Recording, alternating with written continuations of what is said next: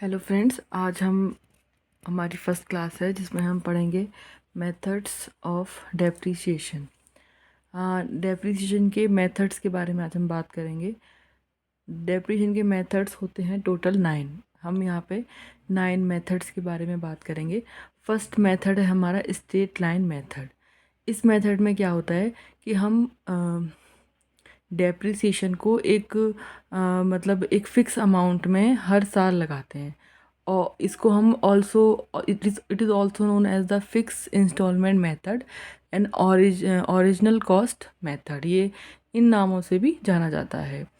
इसमें जो असेट्स होती है, जो भी हमारे पास है, उसकी उसकी कॉस्ट में से माइनस करते हैं उसकी scrap value upon useful life. जैसे कोई भी असेट्स है, उसकी 1 लाख की कॉस्ट है और उसकी स्क्रैप वैल्यू हम हमारे पास है 5,000 रुपये, और हमने उसकी यूज़फुल लाइफ एस्टिमेट कर लिया कि 10 साल तक चलेगी मान लीजिए।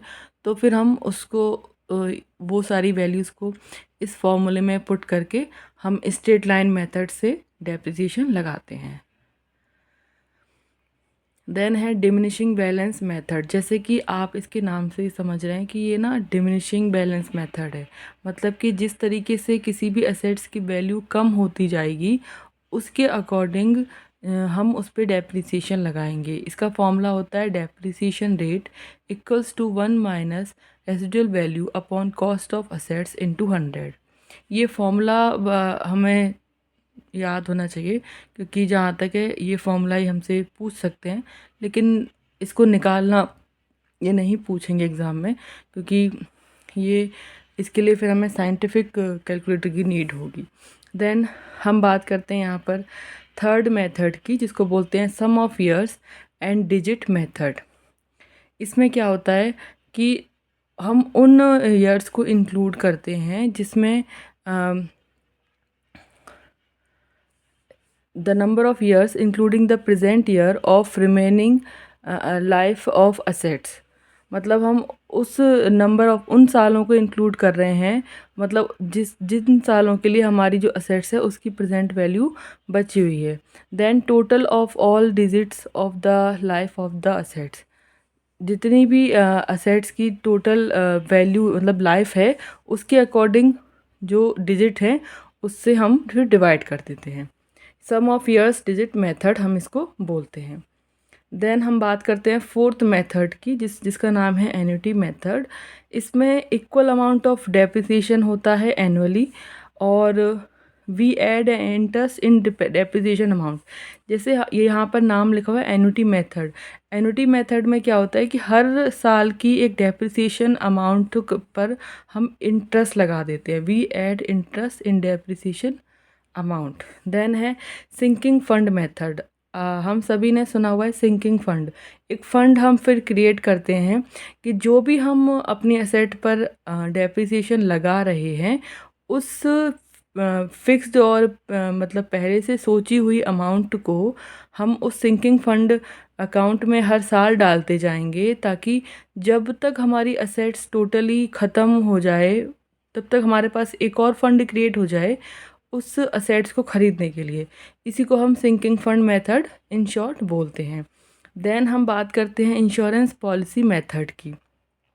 Insurance policy method it just somewhat मतलब सेम है लाइक सिंकिंग फंड मेथड। इसमें क्या कहते हैं इसमें क्या करते हैं कि जितना भी हमने अमाउंट सिंकिंग फंड में डाला है, उसी को हम इंश्योरेंस उसकी हम पॉलिसी ख़रीद लेते हैं किसी भी तरीके की, जो कि हमारे लिए हेल्पफुल हो, क्योंकि अमाउंट जो है वो सिंकिंग फंड में पड़ा हम जितना डिपॉजिट या जितना डालेंगे सिंकिंग फंड में, वो उतना ही रहेगा, उसकी वैल्यू नहीं बढ़ेगी।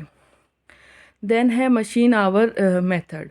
it calculating after estimating the total number of hours that machine would work during its whole production. Machine our, जैसे कि यहाँ पे आवर की बात हुई है, तो एक मशीन का कितना टोटल आवर है, वो कितना अपने पूरे लाइफ टाइम में काम हम उससे लेंगे, हम उसको कैलकुलेट करते हैं, फिर उसके अकॉर्डिंग यहाँ पे हम उसकी डेप्रिसिएशन वैल्यू निकालते हैं। देन है production unit method. Production unit method ये हमारा कुछ हद तक सेम ही है like machine our method.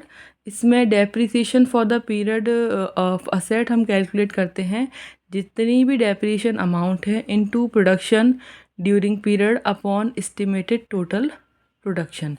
Depreciation amount कितनी है उस मशीन की या फिर उस असेट्स की, देन प्रोडक्शन कितना हो गया अब तक उस मशीन से, देन हमने कितना एस्टिमेशन निकाला है टोटल प्रोडक्शन, हम कितना वो मशीन हमें दे पाएगी। ये फॉर्मूला लगा के हम प्रोडक्शन यूनिट मेथड के अकॉर्डिंग डेप्रिसिएशन निकालते हैं। देन है डिप्लेशन मेथड। डिप्लेशन का मतलब होता है कि किसी भी चीज़ की जो यूजेस हैं या फिर किसी भी चीज़ की जो महत्वता है वो टाइम टू टाइम कम होती जा रही है। जैसे हम देखते हैं कि माइंस वगैरह में से जितना भी ज़्यादा खनन वगैरह होता है उसके वो कुछ हद तक है, लिमिटेड है वो, तो उसके बाद उसकी वैल्यू कम हो जाती है। तो ये हम मेथड जो होता है डिप्लेशन मेथड, ये यूज़ होता है in case of mines and queries. Thank you so much. कल की क्लास में हम नेक्स्ट टॉपिक करेंगे रिगार्डिंग दी अकाउंटिंग एंड और अकाउंटिंग मेथड से।